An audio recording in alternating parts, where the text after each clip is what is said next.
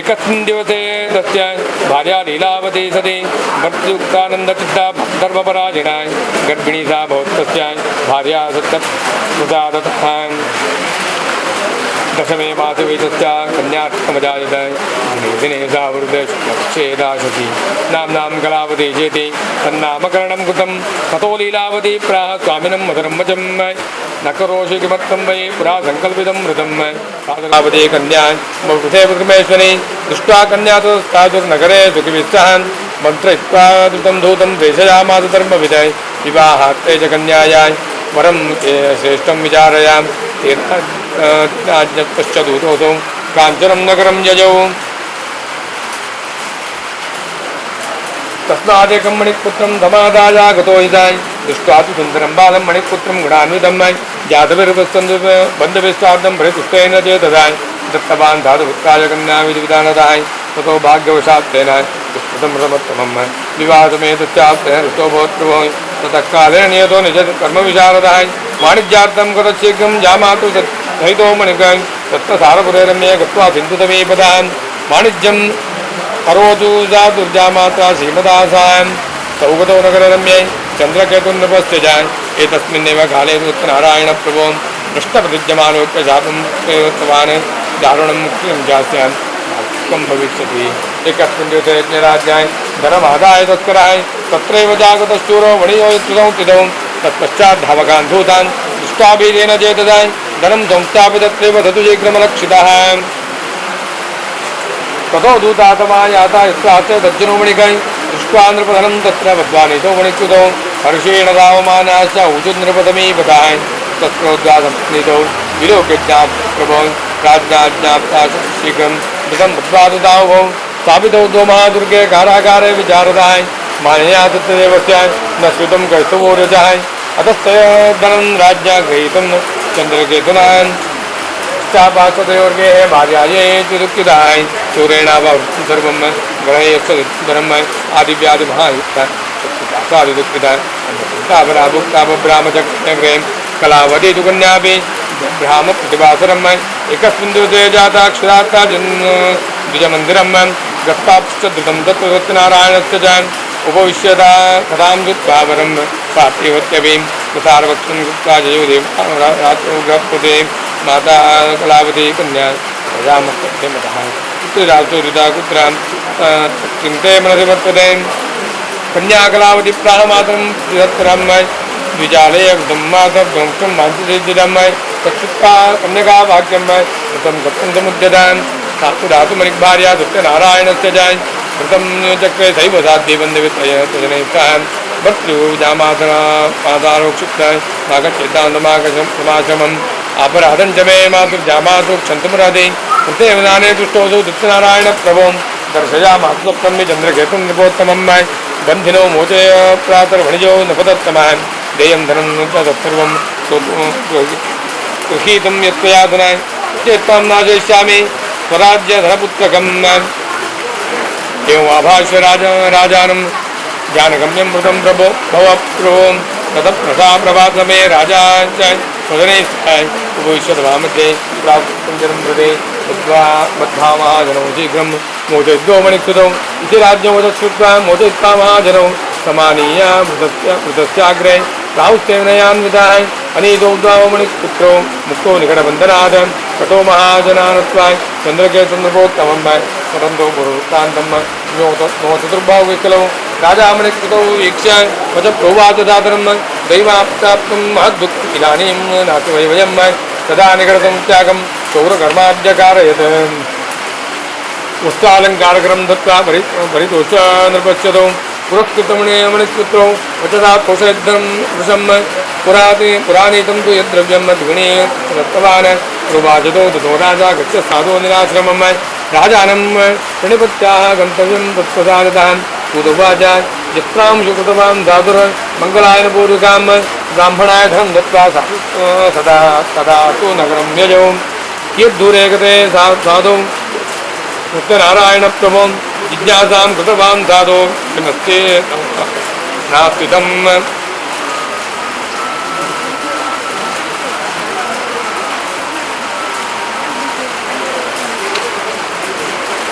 ततो महाजनामृतौ हेन याच सहस्रवये कथं पृच्छासि मयं बोधन्तीन् मुद्रान्ते तुम किमच्यसि लता पुत्रादिकां चैव वर्तते करुणा ममाय निष्ठुरं च वदश्रुत्वाय सत्यं भवतु ते वचः एवं मुक्तागतशीघ्रं दण्डी तत्समीपतः यद्दूरतो गत्वा स्थितः सिन्धुसमीपतः गते दण्डिनी साधुश्च कृतनित्यस्थितां स्थितां तरुणीं दृष्ट्वा विस्मयं परमं जजौ तदा तु दयितो गात वचनं चेदमब्रवीद किमर्थं क्रियते शोक शापो दत्तस्य दण्डिना शक्यते तेन सर्वं मे कर्तुं यात्र न संशयः अतस्तशरणं यावो वाञ्छितात्वो भविष्यति जामातर्वचनं श्रुत्वा तत्सकाशं गतस्तदा दृष्ट्वा चिदानं वा नत्वा प्रोवाचदात् क्षप्त च अपराधं वै यदुक्तं तपसन्निधौ एवं मनो पुनर्नत्वा महाशोकाकुलो भवति प्रोवाच वचनं दण्डे विलपन्तं विलोक्य च मारोधे शृणुमद्वाक्यं मम पूजां बहिर्मुहुः ममाज्ञया चतुर्बुद्धे लब्धं दुःखं मुहुर्मुहुः भगवद्वाक्यं कर्तुं समुद्यताय साधुर्वाचाय कन्याया मोहिता सर्वे ब्रह्माद्यास्ते दिवाकसाय न जानन्ति गुणान् रूपं तवाश्चर्यमिदं प्रभो मूढोऽहं त्वां कथं जाने मोहितस्व ममाजजाय प्रसीदं पूजयिष्यामि यथा विस्तरे पुरा वित्तं च तत्सर्वं मय त्राहि मां शरणं गतं मय श्रुत्वा भक्तियुतं वाक्यं मय प्रीतोष्टजनार्दनः वरं च वाञ्छितं दत्त्वा तत्रैवान्तर्दीयताय ततो नामं समारुह्याय दृष्ट्वा मित्रप्रपूरितां कृपया सत्यदेवस्य सफलं वाञ्छितं मम इत्युक्त्वा स्वजनैः सार्धं पूजां कृत्वा विदधा विभां हर्षेण भावपूर्णं सत्यदेव प्रसादिताय नामं संयोज्यत्रैव स्वदेशगमनं कृतान् साधुर्जामातरं प्राह तस्य रत्नं किं मम दूतं च प्रेषयामास निजवित्तस्य रक्षकं मय दूतोजो नगरं गत्वा साधु भार्यां विलोक्य च प्रोवाच वाञ्छितं वाक्यं नत्वां बद्धान् तिस्रान् निकटे नगरस्यैव या मात्रा सहितो मणिक आगतो बन्धुवर्गैश्च वित्तैश्च भौभिर्युतः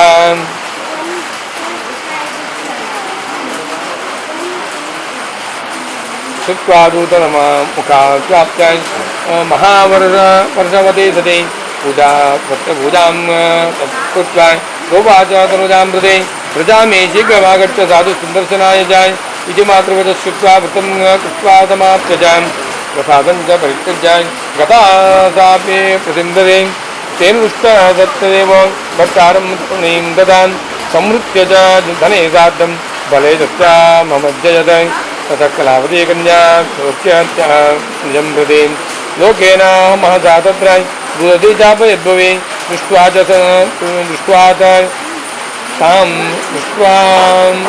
ततां विजानामं कन्या च भूतकृताम् भीतेन मनसा साधु क्रियाश्चर्यविधं भवत् चिन्तमानस्य ते सर्वे बभूव स्फुरितावान् ततो लीलावतीं कन्यां दृष्ट्वा सा विस्मरावान् विरलापेतु संयुक्तेन भर्तारं चेदब्रवीत् इदानीं नौकया सार्धाय कथं चो भूतलक्षितः न जाने कस्य देवस्य एलया दिवसावृताय सत्यदेवस्य माहात्म्यं ज्ञातुं वा केन शक्यते इत्युक्त्वा विरलापेपां ततश्च सहाय ततो लीलावतीं प्राह कन्यां क्रोडे कस्वारुहोरः ततः कलावती कन्या नष्टे स्वामिनी दुःखिताय गृहीत्वा पादुकां तस्या नुगन्तुं च मनोददे कन्यायश्च ऋतं दृष्ट्वा अभाव्य सच्चिनो मणिकं गत्वा प्रसादं च बुभोजसाय सा पश्चात् पुनरागत्य दक्ष स्वजनबन्धे ततः कलावती कन्या जगाः पितरं मृते इदानीं च गृहं व्यापे विलम्बं कुरुषे कथं तत्कृत्वा कृत्निकावाक्यं सन्तुष्टो भूद्धो मणिकृतः पूजनं तस्य देवस्य कृत्वा विधिविधान धनैर्बन्धुविस्तगणैः साग्यं जगाम निजमन्दिरं पूर्णायां लङ्कितं तथां भोजनं इहलोके सुखं भुक्त्वा धन्ते सुखं जजो स्वस्ति प्रजाभ्यः परिपालयन्तां न्यायेन मार्गेण मयि महेशाय गो ब्राह्मणेभ्यः शुभोऽस्तु नित्यं लोकाः समस्ताः सखिनो भवन्तु काले प्रसिद्धभक्तिनानि देशोऽयं शोभरहितं तज्जनाः सन्तु निर्भयाः अनेन यथाशक्ति कथाश्रवणकर्पण श्री ಒಂದು ಸೌಟು ನೀರು ಹಾಕಿ ಸತ್ಯನಾರಾಯಣ ಪ್ರಿಯ ಬಿಡಿ ಸತ್ಯನಾರಾಯಣ ಪ್ರಿಯತಾಂ ಓಂ ಧ್ಯಾಯಾಮಿ ಧ್ಯಾನಂ ಸಮರ್ಪಯಾಮಿ ಆವಾಹಯಾಮಿ ಆಸನಂ ಸಮರ್ಪಯಾಮಿ ಪಾದಾರವಿಂದೋಪಾದ್ಯಂ ಸಮರ್ಪಯಾಮಿ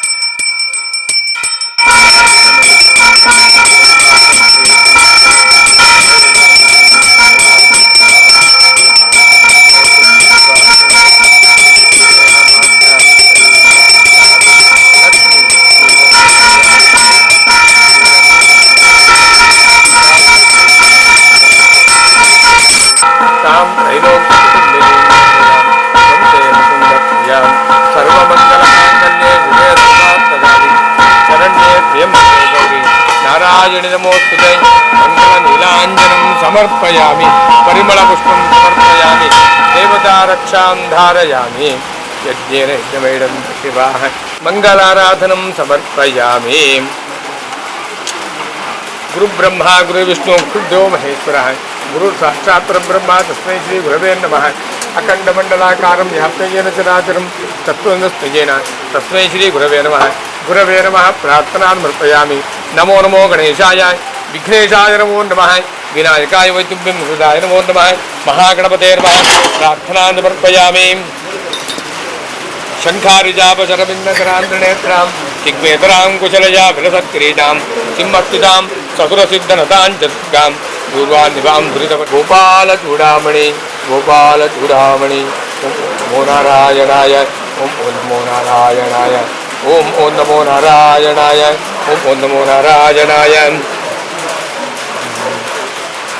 अच्युतं केशवं रामनारायणं कृष्णदामोदरं वासुदेवं हरिं श्रीधरं माधवं गोपिकावल्लभं जानकीनायकं रामचन्द्रं भजे अच्युतं केशवं सत्यभामाधवं माधवं श्रीधरं राधिकाराधिकं इंदिरामन्दिरं चेतसा सुन्दरं देवकी नंदनं नंदजं सन्ददे विष्णुवे शङ्खिनी चक्रिणे रुक्मिणी रागिणी जानकी जानये वल्लवी वल्लभाय यार्चिता यात्वने कंसविध्वंसिने ವಂಶಿನೇ ತೇ ನಮಃ. ಕೃಷ್ಣ ಗೋವಿಂದ ಹೇ ರಾಮ ನಾರಾಯಣ ಶ್ರೀಪತೆ ವಾಸುದೇವಾಜಿತ ಶ್ರೀನಿಧೇ. ಅಚ್ಯುತಾನಂತ ಹೇ ಮಾಧವಾದೋಕ್ಷಜ ದ್ವಾರಕಾ ನಾಯಕ ದ್ರೌಪದಿ ರಕ್ಷಕ. ರಾಕ್ಷಸ ಕ್ಷೋಭಿತ ಸೀತೆಯಾ ಶೋಭಿತೋ ದಂಡಕಾರಣ್ಯ ಭೂ ಪುಣ್ಯತಾ ಕಾರಣ. ಲಕ್ಷ್ಮಣೇನಾನ್ವಿತೋ ವಾನರೈ ಸೇವಿತೋ ಅಗಸ್ತ್ಯ ಸಂಪೂಜಿತೋ ರಾಘವ ಪಾತು ಮಾಂ. ಧೇನುಕಾರಿಷ್ಟಕೋ ನಿಷ್ಠಕೃದ್ವೇಷಿಣಾಂ ಕೇಶಿಃ ಕಂಸಕೃದ್ವಂಶಿಕಾ ಬಾಧಕ. ಪೂತನಾ ಕೋಪಕ ಸೂರಜಾ ಖೇಲನೋ ಬಾಲಗೋಪಾಲಕ ಪಾತು ಮಾಂ ಸರ್ವದಾ. ವಿದ್ಯುದ್ಯೋತವತ್ ಕಸ್ತೂರಾದ್ವಾಸನಂ ವಾವೃಢಂ ಬೋಧವತ್ ಪ್ರೋಲ್ಲಸತ್ ವಿಗ್ರಹಂ. ವನ್ಯಯಾ ಮಾಲಯಾ ಶೋಭಿತೋಲಸ್ತರಂ ಲೋಹಿತಾಂಗ್ರಿಯದ್ವಯಂ ವಾರಿಜಾಕ್ಷಂ ಭಜೆ. ಅಚ್ಯುತಸ್ಯಾಷ್ಟಕಂ ಯಃ ಪಠೇದಿಷ್ಟದಂ ಪ್ರೇಮದ ಪ್ರತ್ಯಹಂ ಪುರುಷ ಸ್ವಗೃಹಂ. ನೃತ್ತತ ಸುಂದರಂ ವೇದ್ಯ ವಿಶ್ವಂಭರಂ ತಸ್ಯ ವಶ್ಯೋ ಹರಿರ್ ಜಾಯತೆ ತತ್ಪರಂ. ನಾರಾಯಣಾಯ ವಿದ್ಮಹೇ ವಾಸುದೇವಾಯ ಧೀಮಹಿ ತನ್ನೋ ವಿಷ್ಣು ಪ್ರಚೋದಯಾತ್. ಓಂ ಓಂ ನಮೋ ನಾರಾಯಣಾಯ. ಓಂ ಓಂ ನಮೋ ನಾರಾಯಣಾಯ. ಓಂ ಓಂ ನಮೋ ನಾರಾಯಣಾಯ. ಮಂಗಳಾಕರನಾದಂಥ ಲಕ್ಷ್ಮೀ ಸಹಿತ ಸತ್ಯನಾರಾಯಣನನ್ನು ಕಲಶ ಮಧ್ಯದಲ್ಲಿಯೂ ಸ್ವಸ್ತಿಕಾ ಮಧ್ಯದಲ್ಲಿಯೂ ಆವಾಹನೆಯನ್ನು ಮಾಡಿಕೊಂಡಿದ್ದೇವೆ. ಕಲಶದ ಸುತ್ತಲೂ ನವಗ್ರಹರನ್ನು, ಆ ಲಕ್ಷ್ಮೀನಾರಾಯಣನ ಸಪರಿವಾರ ದೇವರುಗಳನ್ನು ಆವಾಹನೆಯನ್ನು ಮಾಡಿಕೊಂಡು ಆ ಲಕ್ಷ್ಮೀನಾರಾಯಣರಿಗೆ ಷೋಡಶೋಪಚಾರ ಪೂಜಾರಾಧನೆಗಳನ್ನು ಮಾಡಿಕೊಂಡು ಪಂಚಾಮೃತಾಭಿಷೇಕ ಸಹಿತವಾಗಿ ಸ್ನಾನ ಪವನಾದಿಗಳನ್ನು ಮಾಡಿಕೊಂಡು ಸಪಾದ ಭಕ್ಷವನ್ನು ಸಮರ್ಪಣೆ ಮಾಡಿಕೊಂಡು ಯಥಾಶಕ್ತಿ ಕಥಾಶ್ರವಣವನ್ನು ಮಾಡಿಕೊಂಡು ಫಲತಾಂಬೂಲವನ್ನು ಸಮರ್ಪಣೆ ಮಾಡಿ ಆ ಲಕ್ಷ್ಮೀ ಸಹಿತ ಸತ್ಯನಾರಾಯಣರಿಗೆ ಮಂಗಳಾರತಿಯನ್ನು ಮಾಡಿಕೊಂಡಿದ್ದೇವೆ. ಈ ಒಂದು ಕಾಲವನ್ನು ಆ ಲಕ್ಷ್ಮೀ ಸಹಿತ ಸತ್ಯನಾರಾಯಣರ ಪ್ರಸನ್ನ ಕಾಲ ಎಂಬುದಾಗಿ ಕರೆದಿದ್ದಾರೆ. ಈ ಪ್ರಸನ್ನ ಕಾಲದಲ್ಲಿ ನಾವು ಏನನ್ನ ಪ್ರಾರ್ಥನೆ ಮಾಡಿದ್ರೂ ಕೂಡ ಆ ಲಕ್ಷ್ಮೀನಾರಾಯಣರು ಅದನ್ನು ನಮಗೆ ಅನುಗ್ರಹ ಮಾಡ್ತಾರೆ ಎಂಬುದಾಗಿ. ಯಾಕೆ ಅಂತಂದರೆ ನಮ್ಮ ತಂದೆ ತಾಯಿಯರು ಪ್ರಸನ್ನರಾಗಿದ್ದಾರೆ ಅಂತಂದರೆ ಆ ಸಂದರ್ಭದಲ್ಲಿ ನಮಗೆ ಬೇಕಾದ್ದನ್ನು ಅವರಿಂದ ಪಡೆದುಕೊಳ್ತೇವೆ. ಅದೇ ಪ್ರಕಾರವಾಗಿ ಜಗತ್ತಿನ ಎಲ್ಲ ಜೀವ ಜಂತುಗಳಿಗೆ ತಂದೆ ತಾಯಿಯಾದಂತಹ ಲಕ್ಷ್ಮೀನಾರಾಯಣರು ಪ್ರಸನ್ನರಾಗಿದ್ದಾರೆ ಅಂತಂದರೆ ನಾವು ಕೇಳಿದ್ದನ್ನು ಈ ಕ್ಷಣ ಅದನ್ನು ನಮಗೆ ಕೊಡ್ತಾರೆ ಎಂಬುದಾಗಿ. ಸತ್ಯನಾರಾಯಣ ವ್ರತಕಥೆಯಲ್ಲಿ 5 ಅಧ್ಯಾಯಗಳು ಬರ್ತದೆ. ಈ 5 ಅಧ್ಯಾಯಗಳಲ್ಲಿ ಸತ್ಯನಾರಾಯಣ ವ್ರತಕಥೆ ಭೂಲೋಕಕ್ಕೆ ಬಂದ ಬಗೆಯನ್ನು, ಅದೇ ರೀತಿ ಈ ಸತ್ಯನಾರಾಯಣ ಪೂಜೆಯನ್ನು ಮಾಡಿಕೊಂಡಲ್ಲಿ ಯಾವ್ಯಾವ ಫಲಗಳು ನಮಗೆ ಪ್ರಾಪ್ತಿಯಾಗ್ತದೆ ಎಂಬುದನ್ನು ವಿಸ್ತಾರವಾಗಿ ಹೇಳಿದೆ. 3 ಲೋಕವನ್ನು ನಾರದ ಸಂಚಾರ ಮಾಡ್ತಾ ಇರ್ತಾನೆ. ಹೀಗಿರುವಾಗ ಭೂಲೋಕಕ್ಕೆ ಬರ್ತಾನೆ. ಭೂಲೋಕದಲ್ಲಿ ಇರತಕ್ಕಂಥ ಜನರು ಬಹಳ ದುಃಖವನ್ನು ಅನುಭವಿಸ್ತಾ ಇರ್ತಾರೆ. ಅವಳ ದುಃಖವನ್ನು ದೂರ ಮಾಡಬೇಕು. ಆ ಮಹಾವಿಷ್ಣುವಿನ ಪೂರ್ಣಾನುಗ್ರಹ ಅವನಿಗೆ ಪ್ರಾಪ್ತಿಯಾಗುವ ಹಾಗೆ ಅನುಗ್ರಹ ಮಾಡಬೇಕು. ಅವರು ಜನ್ಮಾಂತರದಲ್ಲಿ ಮಾಡಿರತಕ್ಕಂಥ ಎಲ್ಲ ಪಾಪ ಕರ್ಮಗಳನ್ನು ದೂರ ಮಾಡಿ ಅವರಿಗೆ ವಿಷ್ಣು ಸಾಯುಜ್ಯವನ್ನು ಅನುಗ್ರಹ ಮಾಡಿಕೊಡಬೇಕು ಎಂಬುದನ್ನು ಮನಗಂಡು ಮಹಾವಿಷ್ಣುವಿನಲ್ಲಿ ಹೋಗಿ ಎಲ್ಲ ಕಷ್ಟಗಳನ್ನು ಆ ಮಹಾವಿಷ್ಣುವಿಗೆ ಹೇಳ್ತಾರೆ. ಆ ಮಹಾವಿಷ್ಣುವಿನಿಂದ ಈ ಸತ್ಯನಾರಾಯಣನ ಉಪದೇಶವನ್ನು ತಕ್ಕೊಂಡು ಕಾಮ್ಯಕಾವನಕ್ಕೆ ಬಂದು ಅಲ್ಲಿರುವಂಥ ಎಲ್ಲ ಋಷಿ ಮುನಿಗಳಿಗೆ ಆ ಉಪದೇಶವನ್ನು ಕೊಡ್ತಾನೆ. ಅದೇ ಪ್ರಕಾರ ಭೂಲೋಕದಲ್ಲಿ ಎಲ್ಲ ಬ್ರಾಹ್ಮಣರಿಗೆ ಈ ಉಪದೇಶ ಪ್ರಾಪ್ತಿಯಾಗ್ತದೆ. ಕಾಶಿ ದೇಶದಲ್ಲಿ ಒಬ್ಬ ಬಡ ಬ್ರಾಹ್ಮಣನಿರ್ತಾನೆ. ಸಕಲ ವಿದ್ಯಾಪಾರಂಗತನಾಗಿದ್ದರೂ ಸಹ ಅವನಿಗೆ ಆ ಧನಲಕ್ಷ್ಮಿಯ ಪೂರ್ಣಾನುಗ್ರಹವಿರದೆ ಸದಾಕಾಲ ಎಲ್ಲ ಮನೆಗಳಲ್ಲಿ ಬೇಡಿ ಬಂದಂಥ ಧಾನ್ಯದಿಂದ ಅವನ ಸಂಸಾರವನ್ನು ಮುನ್ನಡೆಸಿಕೊಂಡು ಬರ್ತಾ ಇರ್ತಾನೆ. ಹೀಗಿರುವಾಗ ಆ ಭಿಕ್ಷೆ ಬೇಡುವಂತಹ ಸಂದರ್ಭದಲ್ಲಿ ಅವನು ಬಹಳ ದುಃಖವನ್ನು ಅನುಭವಿಸ್ತಾನೆ. ನನ್ನಲ್ಲಿ ಇಷ್ಟು ವಿದ್ಯೆಗಳಿದ್ರೂ ಸಹ ನಾನು ಭಿಕ್ಷೆ ಬೇಡುವ ಹಾಗೆ ಆಯಿತು ಎಂಬಂಥ ಒಂದು ಬೇಸರವನ್ನು ವ್ಯಕ್ತಪಡಿಸ್ತಿರ್ತಾನೆ. ಅವನ ಕಷ್ಟವನ್ನು ನೋಡಲಿಕ್ಕೆ ಆಗದೆ ಮಹಾವಿಷ್ಣುವು ವೃದ್ಧ ಬ್ರಾಹ್ಮಣ ರೂಪದಲ್ಲಿ ಅವನ ಎದುರು ಪ್ರತ್ಯಕ್ಷನಾಗಿ ಅವನಲ್ಲಿ ಅವನ ವಿಷಯವನ್ನು ಕೇಳ್ತಾನೆ. ತದನಂತರದಲ್ಲಿ ಅವನಿಗೆ ಉಪದೇಶವನ್ನು ಕೊಡ್ತಾನೆ, ಸತ್ಯನಾರಾಯಣ ವ್ರತವನ್ನು ಮಾಡು ಎಂಬುದಾಗಿ. ಅದೇ ಪ್ರಕಾರ ಹೆಂಡತಿಯೊಡಗೂಡಿ ಆ ಸತ್ಯನಾರಾಯಣ ವ್ರತವನ್ನು ಮಾಡ್ತಾನೆ. ಸತ್ಯನಾರಾಯಣ ವ್ರತವನ್ನು ಮಾಡಲಾಗಿ ಅವನಿಗೆ ಆ ಮಹಾವಿಷ್ಣುವಿನ ಪೂರ್ಣಾನುಗ್ರಹ ಪ್ರಾಪ್ತಿಯಾಗಿ ಅಂತ್ಯದಲ್ಲಿ ವಿಷ್ಣು ಸಾಯುಜ್ಯ ಪ್ರಾಪ್ತಿಯಾಯಿತು ಎಂಬುದಾಗಿ ಆ ಕಥೆಯಲ್ಲಿ ಹೇಳ್ತದೆ. ಆ ಮಾಡುವಂಥ ಕಥೆಯನ್ನು ನೋಡಿ ಕಟ್ಟಿಗೆ ಮಾರುವವನು ಸಹ ಆ ಸತ್ಯನಾರಾಯಣ ವ್ರತವನ್ನು ಮಾಡಲಾಗಿ ಅವನಿಗೂ ಮಹಾವಿಷ್ಣುವಿನ ಪೂರ್ಣಾನುಗ್ರಹ ಪ್ರಾಪ್ತಿಯಾಗ್ತದೆ. ಮಕ್ಕಳಿಲ್ಲದವರು ಮಕ್ಕಳಾದಲ್ಲಿ ನಾನು ಸತ್ಯನಾರಾಯಣ ವ್ರತವನ್ನು ಮಾಡು ಕೇಳ್ತೇನೆ ಎಂಬುದಾಗಿ ಸಂಕಲ್ಪ ಮಾಡಿಕೊಂಡಲ್ಲಿ ಮಕ್ಕಳಾಗಿ ಮುಂದೆ ಭವಿಷ್ಯದಲ್ಲಿ ಮೊಮ್ಮಕ್ಕಳೊಡಗೂಡಿ ನೆಮ್ಮದಿಯಿಂದ ಜೀವನ ಮಾಡಿದಂಥ ವಿಷ್ಣು ಸಾಯುಜ್ಯ ಹೊಂದಿದಂಥ ವಿಷಯವನ್ನು ಮುಂದಿನ ಅಧ್ಯಾಯಗಳಲ್ಲಿ ಹೇಳ್ತದೆ.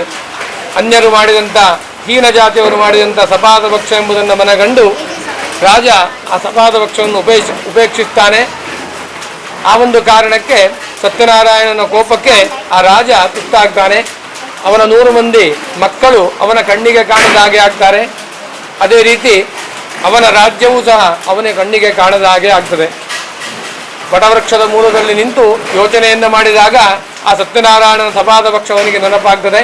ತಿರುಗಿ ಬಂದು ಆ ಎಲ್ಲ ಗೊಲ್ಲರೊಡಗೂಡಿ ಆ ಸತ್ಯನಾರಾಯಣನ ಪೂಜೆಯನ್ನು ಮಾಡಿ ಸಪಾದ ಭಕ್ಷವನ್ನು ಸ್ವೀಕಾರ ಮಾಡಿದ ತಕ್ಷಣ ಅವನಿಗೆ ಅವನ 100 ಮಂದಿ ಮಕ್ಕಳು ಕಣ್ಣಿಗೆ ಕಾಣುವ ಹಾಗೆ ಆಗ್ತಾರೆ. ಅದೇ ರೀತಿ ಅವನ ರಾಜ್ಯವು ಅವನಿಗೆ ಪ್ರಾಪ್ತಿಯಾಗ್ತದೆ. ಅದೇ ಪ್ರಕಾರ ಧರ್ಮರಾಯನು ವನವಾಸದಲ್ಲಿರುವಂತಹ ಸಂದರ್ಭದಲ್ಲಿ ಶ್ರೀಕೃಷ್ಣನ ಉಪದೇಶದ ಮೇರೆಗೆ ಸತ್ಯನಾರಾಯಣ ವ್ರತವನ್ನು ಮಾಡ್ತಾನೆ. ಅದರಿಂದಲಾಗಿ ಮತ್ತೆ ಅವನಿಗೆ ರಾಜ್ಯ ಪ್ರಾಪ್ತಿ ಆಯಿತು ಎಂಬುದಾಗಿ ಹೇಳಿದೆ. ನಾವು ಸಹ ಯಜಮಾನರಾದಂಥ ನಮ್ಮ ಶೆಟ್ರ ವಿವಾಹ ವಾರ್ಷಿಕೋತ್ಸವದ ಲೆಕ್ಕದಲ್ಲಿ ಅವರಿಗೆ ಆರೋಗ್ಯ ಭಾಗ್ಯ ಪ್ರಾಪ್ತಿಯಾಗಬೇಕು, ದೃಢ ದಾಂಪತ್ಯ ಜೀವನ ಪ್ರಾಪ್ತಿಯಾಗಬೇಕು, ಈ ಕುಟುಂಬಕ್ಕೆ ಉತ್ತರೋತ್ತರ ಅಭಿವೃದ್ಧಿ ಆಗಬೇಕು ಎಂಬುದಕ್ಕೆ ಬೇಕಾಗಿ ಇವತ್ತಿನ ದಿವಸ ಮಹಾಗಣಪತಿ ಹವನವನ್ನು, ಅದೇ ರೀತಿ ಲಕ್ಷ್ಮೀ ಸಹಿತ ಸತ್ಯನಾರಾಯಣನ ಪೂಜಾರಾಧನೆಯನ್ನು ಭಕ್ತಿ ಶ್ರದ್ಧಾಪೂರ್ವಕವಾಗಿ ಮಾಡಿಕೊಂಡಿದ್ದೇವೆ.